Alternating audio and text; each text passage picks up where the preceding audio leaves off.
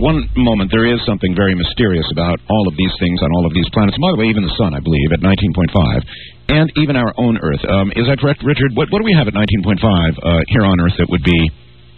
Well, we have Hawaii. We have the big island and the big volcano in Hawaii, which is analogous to Olympus Mons on Mars. So you're saying the energy is being There is dispersed? an upwelling. There's a plume of lava. Yes. Because we're on Earth, we got ground truth. We can measure this. What about 19.5? Everybody knows about Hawaii. As you continue around the world, are there more remarkable... Well, no, because what happens is you get a consolidation of the energy upwellings in a physical form, like a vortex or a volcano, into one biggie. But if you look at earthquake data, seismic data, we know that there's a plume of hot lava coming up from the outer core of the Earth, 1,800 miles straight up under Hawaii. And this plume of energy is like an arrow coming up from the core of the Earth, bursting through the crust at 19.5. And because of plate tectonics, because of the motion of the crust of the Earth across the Earth, laterally, like ships in the night, the upwelling punches through the crust at different positions and creates the different islands. And if you actually unroll the film, if you reel back time and look at where the islands were, millions of years ago, you find that it's almost like you had a cigarette under a sheet of paper, and you burned a little hole in the papaper. Then you move the cigarette or you move the paper, and you burn another mark, and then another, and you have this linear chain of upwellings that burst through the surface. At 19.5. At 19.5, because the latitude is fixed relative to the pole. Gotcha. What about our sun, Richard? Does it also have anomalies at 19.5? As I said in this paper, this critical paper I found a few years ago by Parker, who was the first to notice this. He was a big solar expert in the 1950s. He noted that the peak of the sunspot cycle occurred with sunspots, which are not all over the sun equally. They basically start at about 30, 40 degrees north latitude, and as the cycle progresses, they winch their way down, a term I use very specifically, toward the equator from both sides, the north pole of the sun, the south pole of the sun. And at the peak of the sunspot cycle, which is every 11 years, they peak at about 19.5 degrees north and south latitude on the sun. So when we discuss this hyperdimensional physics, are we discussing a universal truth, a truth attributed to every body in motion, the sun, the Earth, Mars, all the planets? All the individual spinning planets in this solar system, the solar system itself, all the other stars and potential solar systems that we're finding. I mean, I could bore you with... You don't have to. I said, is it a universal... Yes, it appears to be universal. Right. And what I've been trying to do for the last, 10 years or so is to quietly accumulate more and more mainstream scientific evidence, observational evidence, which basically confirms the theory, the model. Okay, this is observable. Everybody in the audience who cares to try and prove it to themselves can about this 19.5... point on every planet, but it's something we can actually see, we can verify for ourselves. It seems very much this dimensional, at least the effects of it. Well, the effects are, of course, in this dimension, because this is where we live. But the cause is not in this dimension, and that's where we go back to the 19th century mathematicians like Cayley and physicists like Faraday and okay, well, David, good.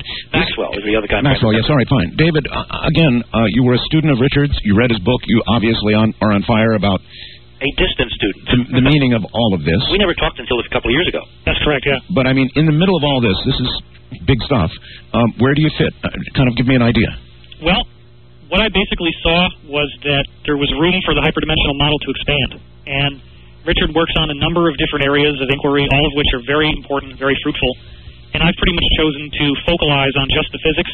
And where we stand tonight is truly a magnificent place, because Richard essentially gave me an assignment, and I completed the assignment, and it's an astonishing body of data that we've come up with, which is showing that the entire solar system, not just at any one point like 19.5, but the planets themselves, and in many cases their moons, are showing dramatic signs of energetic increase, which include increasing atmospheric pressure, increasing brightness from the aurora borealis, increasing magnetic field strength, increasing cataclysmic activity in many cases. And I can stand here tonight and basically say to you, name a planet, and I'll tell you what's changing about it. It doesn't even matter which one you pick, because we've got data for every single one. Mars.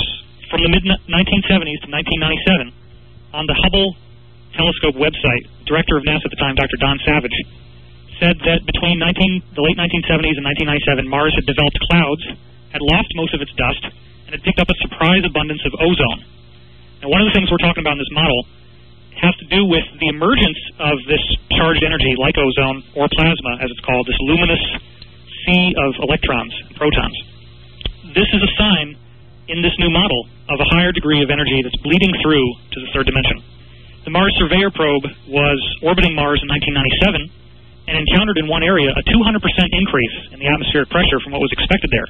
At a couple hundred miles altitude. And there's nothing to account for these changes in this dimension. In other words, we can't look at the sun and see more output, or is there anything... I'm looking for physical things that we can, say, account for this change, for example, in Mars. I've even heard there's global warming going on That's correct. On Mars. That is... Yeah, I mean, the irony is that all of this data is being released with conventional-sounding explanations. All right. What would be a conventional-sounding explanation for global warming on Mars? I'd be very interested in that. It has to do with the ice caps, the regions that are at the poles being tilted more towards the sun, and they claim that because that's going on, that it warms up the planet and melts the ice caps. And they are melting, aren't they? They are melting. Oh, right? Dramatically so, yeah. Yes. Yeah, the problem is that the timescales don't fit.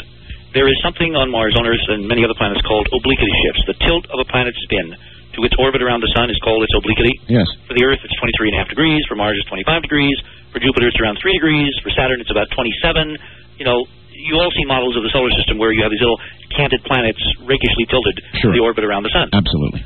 Planets' obliquities change over time. In mainstream models, this is probably due to gravitational and tidal effects between planets even over millions of miles. That's a small point of contention, but let's assume that's true. What it means is that you can construct models in the computer which will predict, you know, from here forward or from here back, you know, 1 million years ago, 5 million years ago, 20 million years ago, what the tilt of the planet would be, and the effect of that on the total solar insolation of the planet, how much energy is absorbed and reflected, and what it would do to the planetary climate. All right, Richard, hold tight for a second. David? Yes. Venus. Between 1978 and 1983, the amount of sulfur gases in Venus's atmosphere, according to Bullock and Grinspoon in Scientific American magazine, decreased dramatically. I'll say that again. The amount of sulfur gas, obviously smells like rotten eggs, decreased dramatically between 1978 to 83. A parallel study was done between the Russian probes known as the Venera that visited Venus in 1975, and then with our ground-based Keck telescopes in 1999, there was a difference noticed between the amount of brightness. There's this green light that shows up in Venus's atmosphere. In 1975, they didn't see it at all. And in 1999, it was 2,500% brighter. So this is an enormous change. 2,500%. And 2,500% brighter. Increase in energy. Actual physical green light. It's the green line of oxygen. It's the same line that's in the air glow over the Earth. Now, here's the weird part. The Earth's oxygen atmosphere is like 20%, right? Yes. There's supposed to be no oxygen on Venus at all. So where in the space of a few years, did more oxygen come from in the upper Venus atmosphere than is present in the upper terrestrial atmosphere? And where did all the sulfur go? These are Genesis-like changes. Huge. We're talking about the whole world's atmosphere all at once, having a dramatic decline in sulfur in 5 years. Got it. And they initially pegged this to a mysterious massive volcanic eruption that must have taken place on Venus, except, of course, Art, there's no data. There were no observations of any volcanoes by any spacecraft or terrestrial instruments of Venus ever in the history of observing Venus.